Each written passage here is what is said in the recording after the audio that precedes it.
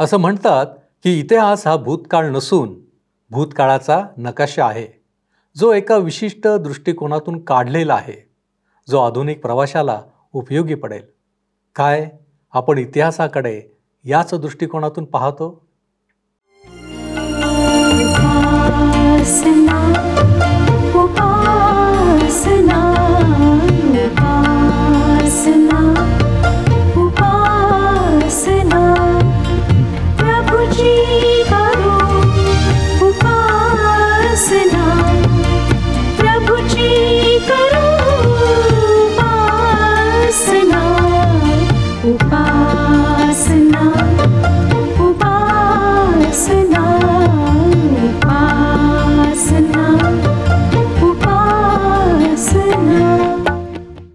सर्व सृष्टीचा निर्माण करता परमेश्वर याच्या नावाला मान, महिमा आणि गौरव सदा सर्व काळ असो.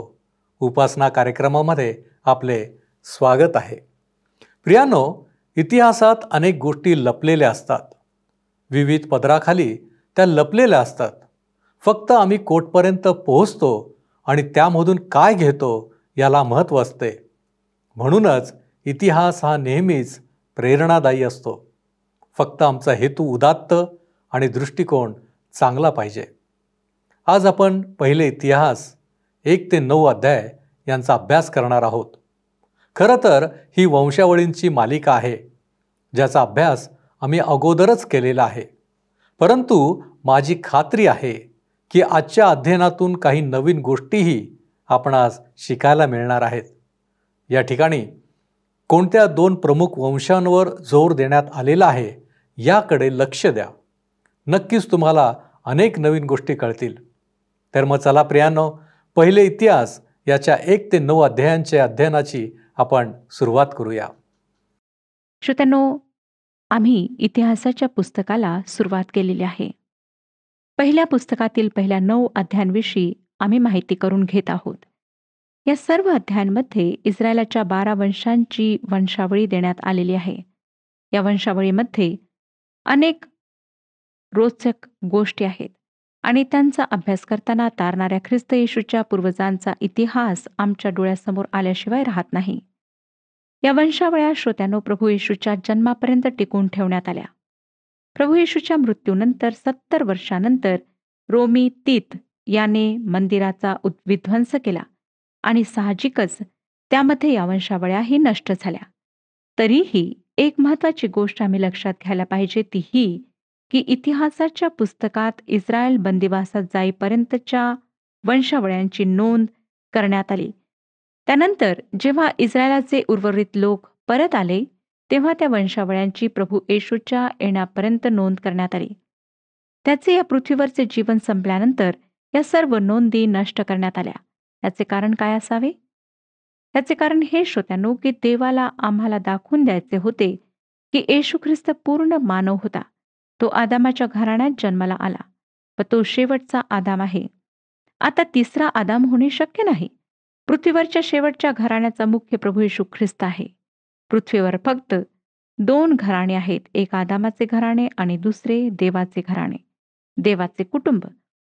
हा भाग मला अधिक स्पष्ट करू द्या. आदामाचे कुटुंब म्हणजे हरवलेले कुटुंब होय. त्या कुटुंबामध्ये श्रोत्यानो तुमचा आणि माझा जन्म झाला. आदामाने पाप केले व तो देवाच्या अनुग्रहाला अंतरला.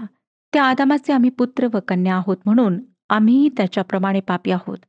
आम्ही जन्मतःच पापी आहोत. देवापासून विभक्त झालेले व देवाच्या कधीही जवळ येऊ न शकणारे असे लोक. जेव्हा आम्ही आमच्या अवतीभोवती पाहतो तेव्हा आमच्या लक्षात येते की आम्ही खरोखर देवापासून विभक्त झालेले आहोत. आमच्या या विश्वामध्ये चोरी, खून, अन्याय, अत्याचार, भ्रष्टाचार, हिंसा, लबाडी, खोटेपणा, दुष्टपणा, सर्व प्रकारची अनैतिकता या व्यतिरिक्त आम्हाला काहीच दिसत नाही. मानवी मूल्ये, सामाजिक मूल्ये व धार्मिक मूल्ये आमच्यामधून नष्ट झालेली आहेत. आता आपणापैकी कोणी म्हणेल की मी यातील एकही पाप करीत नाही, मी एक चांगली व्यक्ती आहे, मी पापी नाही. परंतु श्रोत्यांनो, जरी आम्ही आमच्या हाताने पाप करीत नसलो तरी आमची अंतःकरणे पापी विचारांनी भरलेली आहेत. यशाया संदेष्टा म्हणतो की आमची हृदये सर्व प्रकारच्या असाध्य रोगांनी भरलेली आहेत. प्रभू येशू ख्रिस्ताने म्हटले की जे तोंडात जाते ते माणसाला विटाळवीत नाही, पण जे तोंडातून निघते तेच माणसाला विटाळविते. कारण अंतकरणातूनच दुष्ट कल्पना, खून, व्यभिचार, चारकर्मे, चोऱ्या, खोट्या साक्षी, शिव्या गाळी हे निघतात. तसेच मत्ते पाचवा अध्याय आणि 28व्या वचनात प्रभू येशूने म्हटले की मी तर तुम्हाला सांगतो, जो कोणी एखाद्या स्त्रीकडे कामच्छेने पाहतो त्याने आपल्या मनात तिच्याशी व्यभिचार केलाच आहे. याचाच अर्थ असा श्रोत्यानो, की आमच्या कल्पना विश्वामध्ये आम्ही कित्येकदा विचारांचे व कल्पनेचे पाप करतो. बऱ्याचदा आम्ही जे करायला हवे ते आम्ही करीत नाही, व जे करू नये ते करतो. होय श्रोत्यानो, आम्ही देवाच्या दृष्टिकोनातून पापी आहोत व त्यामुळे आम्ही देवाच्या अनुग्रहास अंतरलो आहोत. संपूर्ण मानवजात अशा प्रकारे पापी आहे व जन्माने आदामाच्या घराण्यातली आहे. आणि पापाचे वेतन मरण आहे असे पवित्र शास्त्र आम्हाला सांगते. मृत्यूपासून आम्हाला कोणीही सोडवू शकत नाही. आदामाच्या कुटुंबात राहणे ही अत्यंत खेदाची, दुःखाची गोष्ट आहे. परंतु श्रोत्यानो, आम्हाला ख्रिस्त येशूमध्ये आशा आहे. ख्रिस्त येशू शेवटचा आदाम आहे. तो दुसऱ्या कुटुंबाचा प्रमुख आहे. ते कुटुंब म्हणजे देवाचे कुटुंब. त्याला दुसरा माणूस यासाठी म्हटल्या गेले की त्याच्याद्वारे परमेश्वर पुष्कळ जणांना या कुटुंबामध्ये आणणार आहे. आणि या कुटुंबाच्या घराण्याचे मूळ आम्हाला आत्म्याच्याद्वारे जो जन्मला त्या ख्रिस्त येशूमध्ये सापडते. या कुटुंबात असणे, या कुटुंबाचे सभासद होणे म्हणजे पापापासून मुक्ती व सार्वकालिक जीवन मिळणे होय. आज जर श्रोत्यानो तुम्ही म्हणू शकलात की मी ख्रिस्ताकडे आलो व त्याच्यावर विश्वास ठेवला, तो माझा तारणार आहे व देवाच्या आत्म्याने त्याची सत्यता मला दाखवून दिली आहे, तर श्रोत्यानो, तुम्ही शेवटल्या आदामाच्या कुटुंबाचे सभासद आहात. या कुटुंबामध्ये जीवन आहे. प्रभू येशूने म्हटले की त्याने आमच्यासाठी जीवन आणले आहे. खरे तर तो म्हणाला की मी जीवन आहे. आणखी तो म्हणाला, मी या जगात आलो यासाठी की तुम्हाला जीवन प्राप्त व्हावे व ते विपुलतेने प्राप्त व्हावे. तो आमचे जीवन अर्थपूर्ण बनवतो. तुमच्यापैकी कित्येक जण केवळ मृत्यू सहजासहजी येत नाही म्हणून जगत असतील. पण प्रभू येशू जे जीवन देतो ते निव्वळ अस्तित्व असलेले जीवन देत नाही, तर तो आम्हाला आनंददायक, अर्थपूर्ण, साहसाचे, आव्हानात्मक व सर्वात विशेष म्हणजे त्याच्या प्रेमळ व कृपाळू सहवासातले सुरक्षित जीवन देतो. नशिल्या पदार्थाच्या सेवनाने किंवा दारू पिण्याने जे तुम्हाला उत्तेजित झाल्यासारखे काही काळ वाटते व त्यानंतर सर्व पूर्ववत आहे असे जाणवते, अशा प्रकारचे जीवन प्रभू येशू आम्हाला देत नाही. तो देत असलेले जीवन अर्थपूर्ण, शांती व आनंदमय आहे आणि त्याच्या सहवासातले हे जीवन आम्हाला स्वर्गीय पित्याच्या प्रेमळ सहवासामध्ये कायमपणे नेणारे जीवन आहे. आता इतिहासाचे पहिले पुस्तक या पुस्तकाच्या 9व्या अध्यायाच्या उरलेल्या भागाकडे आपण वळत आहोत. यामध्ये लेवीच्या वंशावर भर देण्यात आला आहे. इतिहासाचे पहिले पुस्तक 9वा अध्याय आणि 2रं वचन सांगतं, जे प्रथम आपल्या वतनाच्या नगरात राहण्यास आले ते इस्रायली, याजक, लेवी व नथिनेम हे होते. याचा अर्थ असा श्रोत्यानो, की इस्रायली लोकांपैकी जे प्रथम येऊन राहिले ते लेवीच्या कुळातले होते. त्यातील पहिले लोक याजक म्हणजे देवाची सेवा करणारे लोक होते. त्यानंतर लेवी होते. लक्षात घ्या की लेवीच्या कुळातले सर्वच याजकपणासाठी पात्र नव्हते, तर अहरोनाच्या घराण्यातले पुरुष याजक बनले व त्या कुळातले दुसरे लोक मंदिराची देखभाल करणारे होते. त्यानंतर नथिनिमाचा उल्लेख आहे. नथिनीम या शब्दाचा अर्थ आहे सेवक. ते कदाचित गुलामही असू शकतील. इस्रायली लोक गुलाम बाळगत, परंतु बांधवांमधून नाही. सुरुवातीला गिबोनी लोक गुलामच बनले होते. मंदिराच्या सेवेसाठी त्यांचा उपयोग होई. ते बहुतेक मंदिर झाडणे, मंदिरातली पितळी भांडे चकचकीत ठेवणे व तशीच काही कामे करीत असावेत. आता मला ह्या अध्यायातील एक दुसरे मनोवेधक वचन आपणाला सांगू द्या. 9वा अध्याय 33वे वचन पहा काय सांगतं. इतिहासाचे पहिले पुस्तक 9वा अध्याय आणि 33वे वचन. वर सांगितलेले गायक लेव्यांच्या पितृकुळातले प्रमुख होते. ते कोठड्यात राहत, त्यांना इतर काही काम नसे. ते रात्रंदिवस आपल्या कामात गुंतलेले असत. काही विशिष्ट लेव्यांच्या मार्गदर्शनाखाली तेथे पुष्कळ गायन होत असे. इस्रायलमध्ये संगीताची मोठी प्रगती झालेली होती. आपल्याला आठवत असेल की दावीद राजाला संगीतामध्ये फार रुची होती. खरे तर श्रोत्यांनो, त्याला इस्रायलचा मधुर स्तोत्रकर्ता म्हटला जाई व पुष्कळशी स्तोत्रे त्याने लिहिली. आम्ही देवाची उपासना करावी व त्याची स्तुती गावी, असाच तो आमचा जिवंत प्रभुदेव आहे. गायन व वादन करून त्याची स्तुती करणे म्हणजे ओठांचे फळ त्याला अर्पण करण्यासारखे आहे. संत ऑगस्टिनने म्हटले की जेव्हा आम्ही गायनाच्याद्वारे देवाची स्तुती करतो तेव्हा आम्ही त्याची दोनदा प्रार्थना करतो. स्तोत्रसंहितेच्या पुस्तकात कितीतरी ठिकाणी गीत गाऊन देवाला स्तुती देण्याविषयी सांगण्यात आले आहे. 150 स्तोत्र 3 ते 5 वचने पहा काय सांगतात. कर्णा वाजवून त्याचे स्तवन करा, सतार व वीणा वाजवून त्याचे स्तवन करा, डफ वाजवून व नृत्य करून त्याचे स्तवन करा, तंतुवाद्य व बासरी वाजवून त्याचे स्तवन करा, खणखणणारे टाळ वाजवून त्याचे स्तवन करा, झणझणणाऱ्या झांजा वाजवून त्याचे स्तवन करा. श्रोत्यांनो, आमचा देव आनंद, शांती व प्रीतीचा उगम आहे. तो प्रकाश देणारा देव आहे. आमच्या प्रार्थनांची उत्तरे देणारा तो जिवंत परमेश्वर आहे. म्हणून आम्ही आमचे संकटाच्या, निराशेच्या काळात लटपटणारे गुडघे स्थिर करायला हवेत. थंडपणा, निराशा यांचे ओझे त्याच्या चरणी सोडून त्याची स्तुती करायला हवी. कारण आमचा देव मेलेला नाही, तो जिवंत आहे. आम्ही केलेली त्याची स्तुती त्याला आवडते. खऱ्या व जिवंत देवाची, प्रभुदेवाची स्तुती करणे यामध्ये प्रचंड सामर्थ्य आहे. आपल्याला माहीत आहे की स्तुती सामर्थ्याने येरिहोच्या भिंती कोसळल्या होत्या. श्रोत्यानो, देवाच्या मंदिरामध्ये गायक व वाद्यवृंदासाठी विशेष असे स्थान होते व ते गायनाच्या कामा व्यतिरिक्त दुसरे काहीच करीत नसत.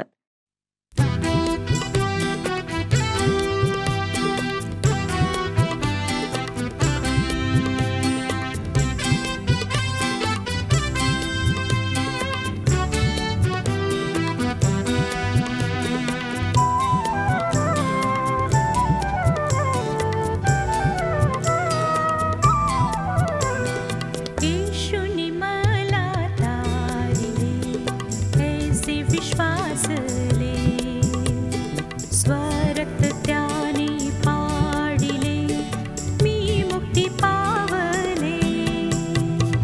येशूनी मला तारिले, ऐसे विश्वासले, स्वरक्त त्याने पाडिले, मी मुक्ती पावले.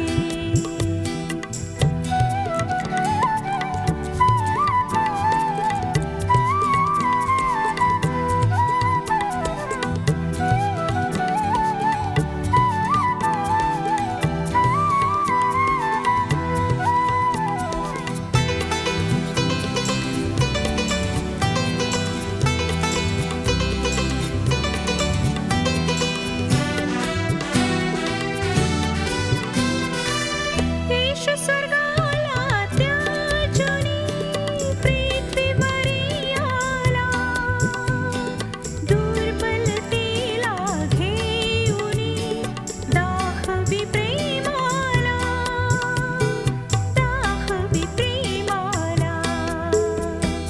येशूनी मला तारिले, ऐसे विश्वासले, स्वरक्त त्याने पाडिले, मी मुक्ती पावले.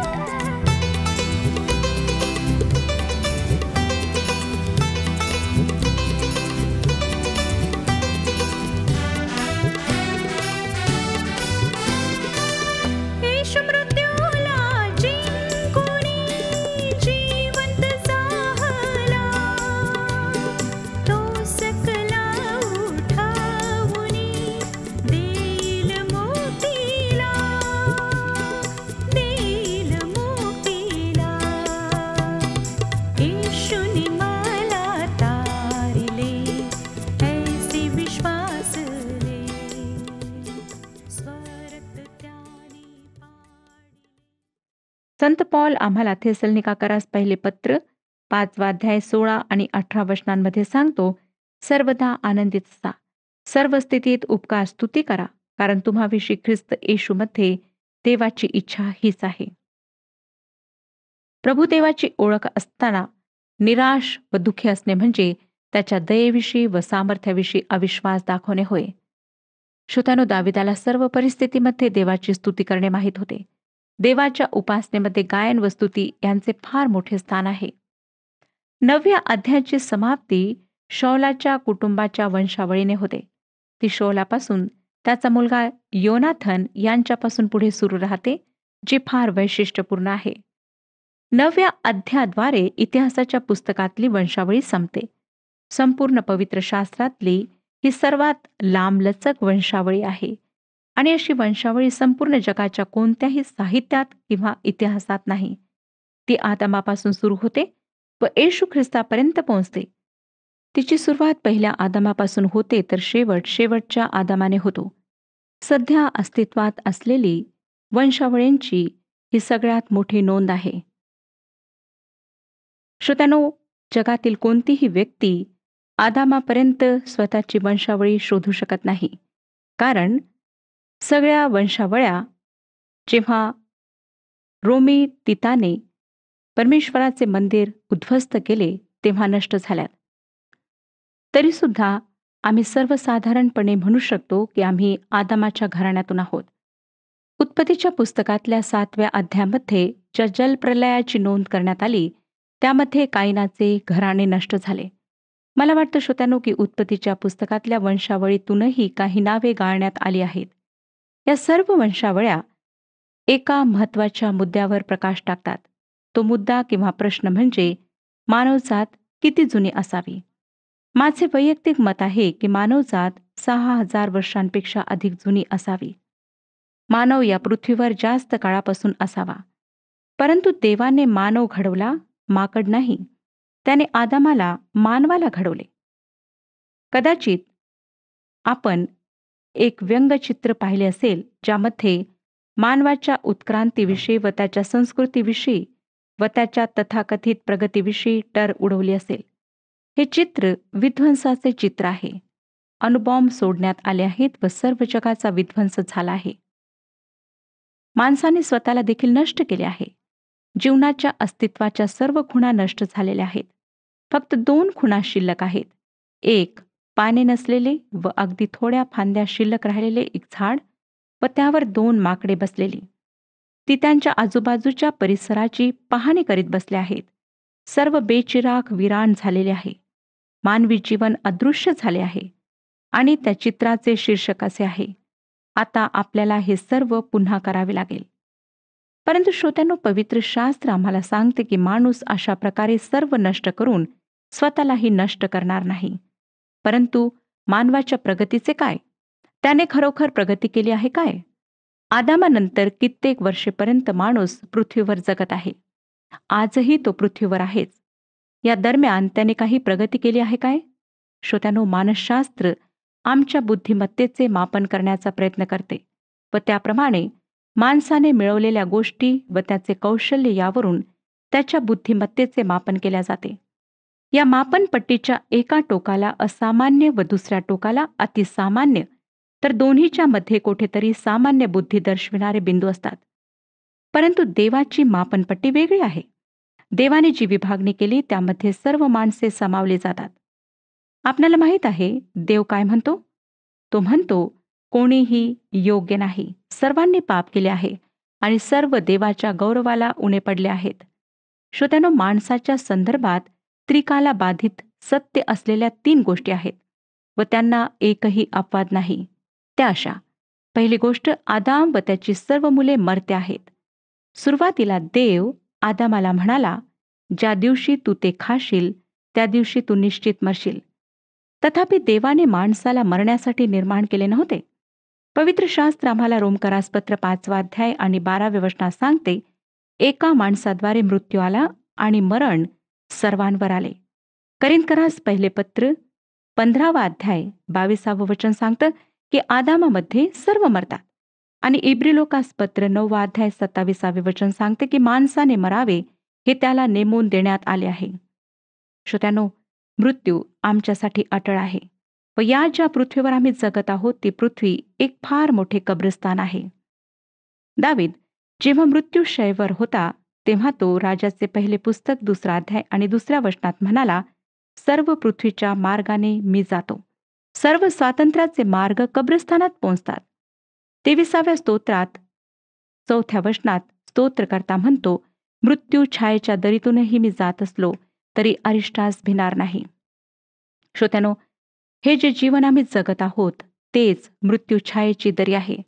मृत्यू सर्वत्र आहे.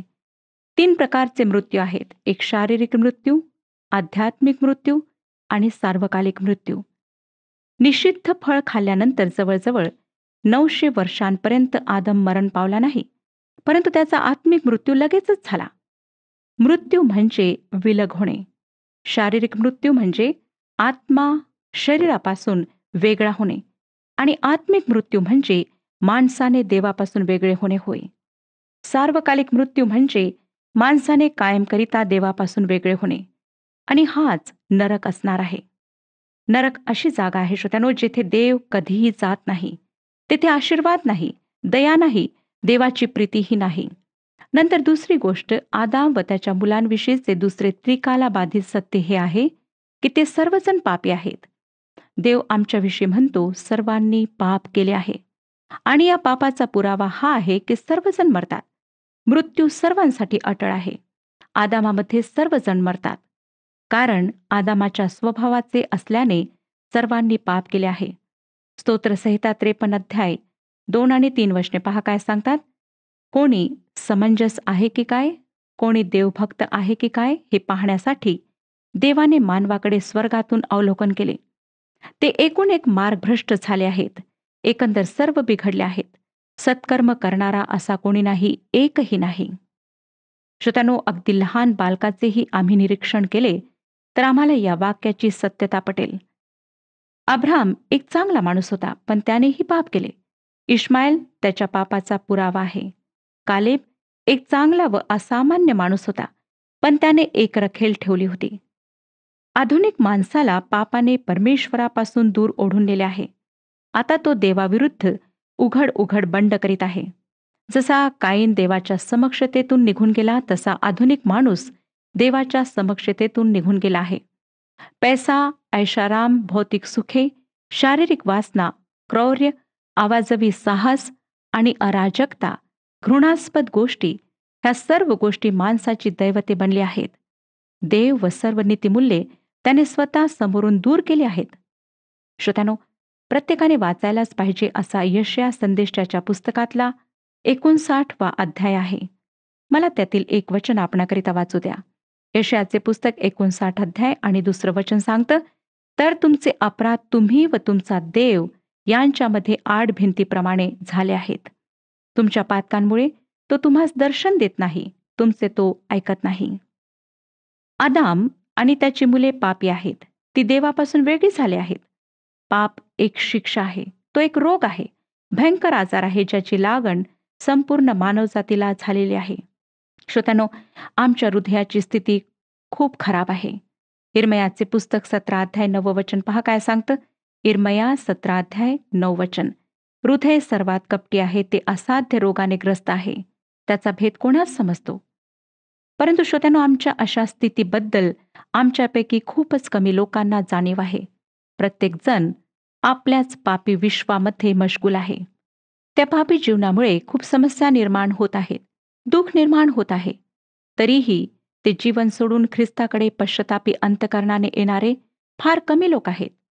हृदयरोग एक भयंकर आजार आहे.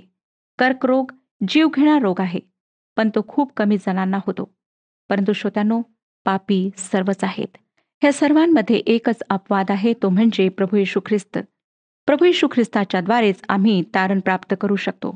श्रोत्यांनो, जर अजूनही आपण ह्या प्रभू येशू ख्रिस्ताद्वारे तारण प्राप्त केलेले नाही, तर आज परमेश्वर आपणाला आमंत्रित करीत आहे. प्रभू येशू ख्रिस्ताद्वारे संपूर्ण जगासाठी तारण उपलब्ध आहे. जर तुम्ही स्वतःची पापे पदरी घेऊन विश्वासाने येशूचा तारणारा म्हणून स्वीकार कराल, तर तो तुम्हाला पापमुक्ती आणि सार्वकालिक जीवन आजच देण्यास तयार आहे. आपल्या पापांबद्दल पश्चाताप करा. जे काही आपण आजपर्यंत केलेलं आहे ते सर्व कबूल करा आणि श्रोत्यानो, प्रभू येशू ख्रिस्तावर तारणारा म्हणून विश्वास ठेवा. तो आज तुमची वाट पाहत आहे. वेळ गमावू नका. हीच वेळ आहे की जेव्हा आपण आपल्या पापांबद्दल पश्चाताप करावा. प्रभू परमेश्वर आपणा सर्वांस आशीर्वाद देव आणि आपले ह्या विषयात मार्गदर्शन करो. हा कार्यक्रम आपणास आवडला काय? आता आम्हाला एक मिस कॉल करा आणि आपण पुढील विजेता होऊ शकता.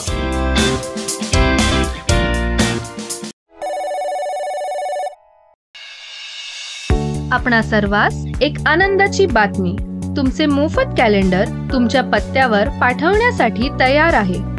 तुमची प्रत किंवा कॅलेंडर प्राप्त करण्यासाठी कृपया तुमचे नाव, पूर्ण पत्ता आणि मोबाईल नंबर SMS किंवा व्हॉट्सअप मेसेजद्वारे स्क्रीनवर दाखवलेल्या नंबरवर पाठवावे.